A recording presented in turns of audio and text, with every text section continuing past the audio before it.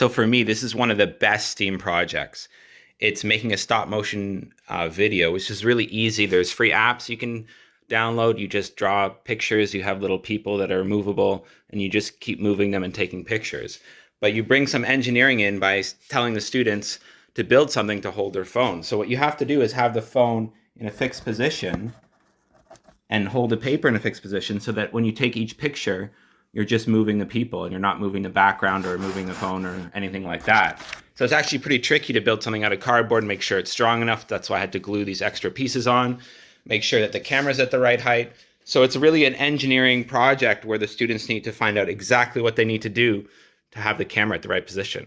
So with my new company, I'm going to be making a lot of these lesson plans just using cardboard, and they're really engineering iterative projects where people can do real engineering just using cardboard and recycled materials.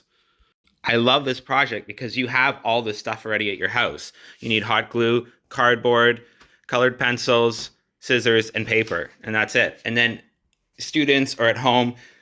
Kids can spend hours building different videos and building the structure and just have a lot of fun. So it's really STEAM. It's mixing art, technology, and math all together into a fun project. La la la la la la la la la la la.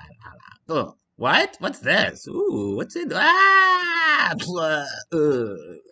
a dragon. Oh, ooh, key. I'm gonna get the key. Ooh, a door.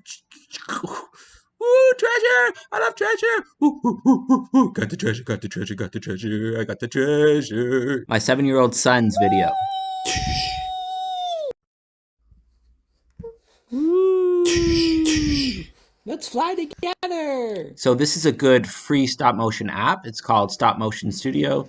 You have all your videos. You can go in and you have every picture you took, and these pictures together make the video, and you can move stuff around, and you can even add audio here so you can do your sound effects and stuff like that. It's great. And here there's more opportunities to build stuff. What if you wanted to have a close-up of the dragon? What if you wanted the camera to be right here?